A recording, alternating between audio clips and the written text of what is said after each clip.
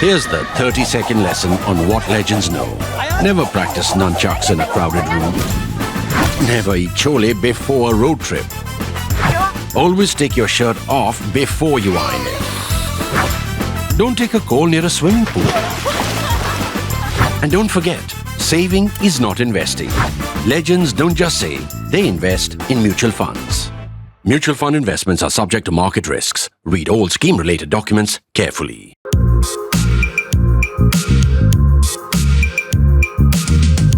If you're a consumer of social media, then you'll know that the big news of the last few days has been the refusal of the Congress to attend the Ram Mandir function. Did the Congress do the right thing? Did it do the wrong thing?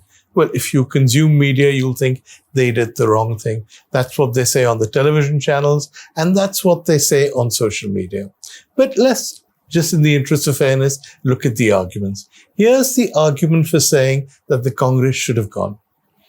I did a long thing on this a week ago, so maybe you've seen it. But the Ram Mandir movement started in the 1980s. The secular establishment, led by the Congress, which was in power at that stage, missed the significance of what the Ram Mandir could become, missed the significance of Hindu revivalism, missed the significance of the story of Hindus as victims.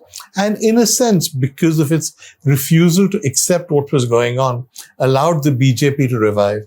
If there had been no Ram Mandir and there had been no indifference from the secular establishment, there would be no BJP in power today, and there would possibly be no Narendra Modi. So the argument is that having missed the opportunity the first time around, having got it wrong that time, the Congress now shouldn't make the same mistake.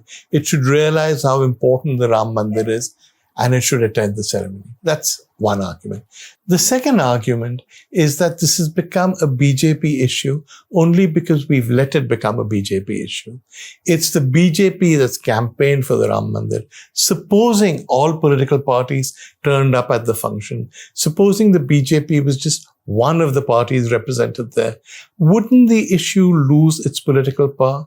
It wouldn't be seen as a partisan issue. It would be seen as a national issue. That's the second argument. The third argument is that one of the Congress's problems is that the BJP has created the perception that it is anti-Hindu. If you see Congress leaders there, if you see them bowing before Lord Ram, you end that perception. There's the sense that the Congress accepts the importance of Lord Ram to Hindus and is not at all anti-Hindu. That is the argument. And as you will see, these are not unconvincing arguments. And for a long time, I've been advancing them myself because I believe they're important. But there's arguments also on the other side, arguments for saying why the Congress shouldn't go. The first of these arguments is, yes, the Congress missed an opportunity in the 1980s. It could have turned the move to shift the Babri Masjid and build a temple at the Ram Janmabhoomi site into a national movement. But it didn't. But there's no going back. You can't relive the 1980s, particularly not on somebody else's terms. Accept that you made a mistake, then move on. Don't return to that mistake and try and set it right. That's argument one. Argument two is you say that if all the political parties turn up, it won't be seen as a BJP issue. It'll be seen as a national issue. Will it really? You know Mr. Modi. You know how Mr. Modi functions. This is a man who is not just first among equals. He's much above all his cabinet, all the other equals. Nobody even comes close to him. Can you see this function as being anything other than the Narendra Modi show? It'll be Lord Ram and Mr. Modi. Is he ever going to allow the opposition equal prominence? Is he ever going to act like all political parties came together? If that was the intention, he'd never have built the temple. The opposition will be there only as spectators.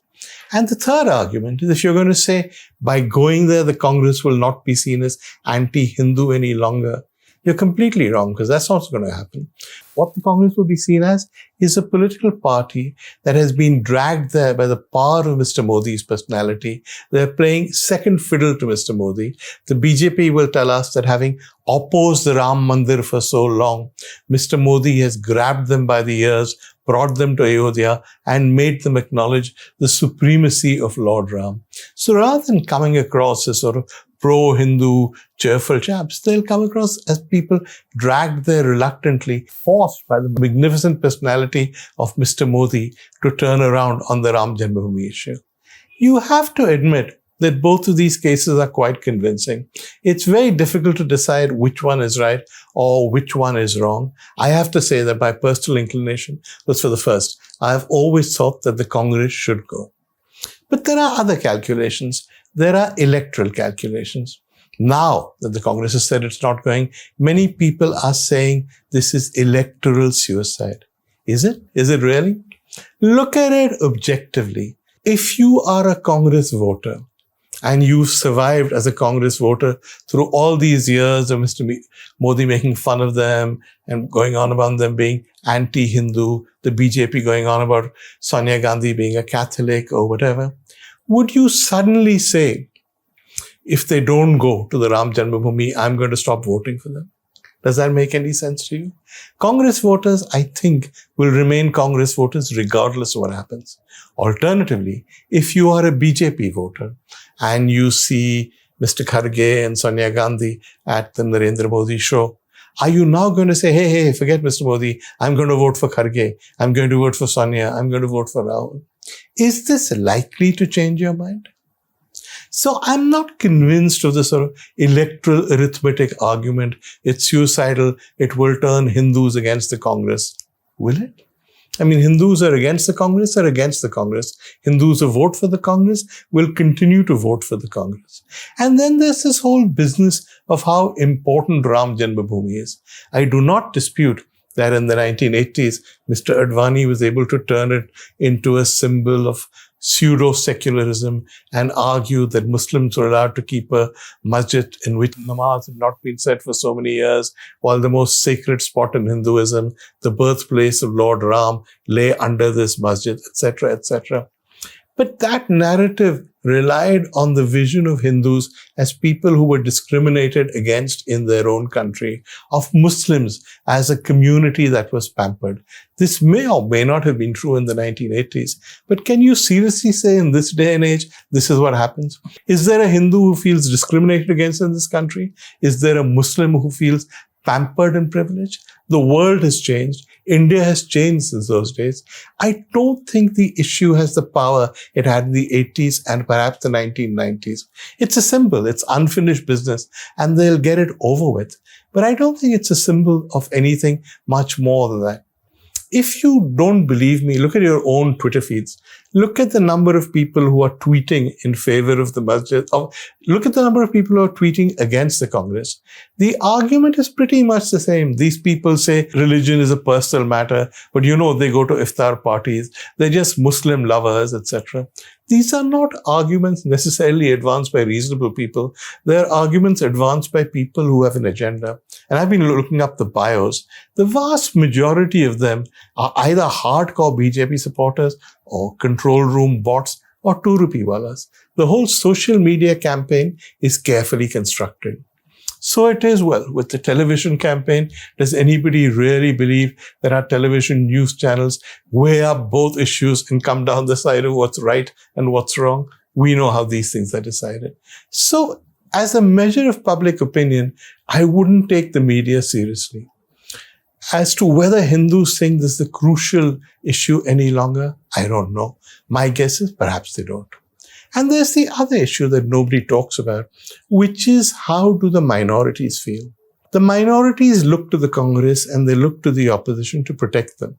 They look to them to protect them from Hindu triumphalism, from majoritarianism. If they see these guys in Ayodhya playing second fiddle to the BJP, second fiddle to Mr. Modi, are they going to feel reassured? Are they going to rush out to vote for the Congress at the next election? I think not. So the electoral arithmetic argument, the argument that this is electoral suicide for the Congress, I don't think is a terribly convincing one. You could make out a case that the Congress will lose out, but you could probably make out a stronger case that in terms of electoral arithmetic, it won't make any difference. Now, these are academic arguments, and I advanced them before the developments of the last few days. Now we are in real time. What's happened? First of all, have all Hindus treated the inauguration of Ram Mandir that's not even ready as a big event for the Hindu community? No. Many Hindu priests have made the point that you can't inaugurate a temple that's not ready. And it looks like it won't be ready in time for the election. It'll take another 2 years. The Shankracharyas, surely not people who are anti-Hindu, 4 of them have come out against this ceremony, against what's happening in Ayodhya. So is it really such a big deal for Hindus? And the opposition, whether it's Mamata Banerjee, who called it a gimmick, or it's Akhilesh, all the other parties have decided they're not going to attend either. So do you still expect the Congress to break ranks, to disregard what the other opposition parties say, to disregard even what the Shankracharyas say, and to turn up there? Who will that benefit? It'll benefit Mr. Modi. It'll benefit the BJP, which will say, we made Sonia get into line. But will it really benefit the Congress? I don't know. I'm not sure. So these are the arguments on both sides. Yes, there are convincing arguments for saying that the Congress should not be seen as anti-Hindu. That's not a good idea for any political party to antagonize and alienate the majority community. But there are very good arguments also for saying that, in fact, if the Congress went, it would be playing the BJP's game. It would make no difference electorally. It would make no difference to whether it was perceived as pro-Hindu or anti-Hindu. It would just add to the legend of Mr. Modi as a leader who was so strong. Not only did he get a Supreme Court judgment in favor of the Ram Mandir, he also managed to make the opposition line up and bow down before his great achievement. I always concede that this is not a black and white argument. There are just shades of grey. Personally, I have moved from one shade of grey to another. At one stage, I thought the Congress should go. Now I think they're probably right not to go. But hey, you have your own opinion.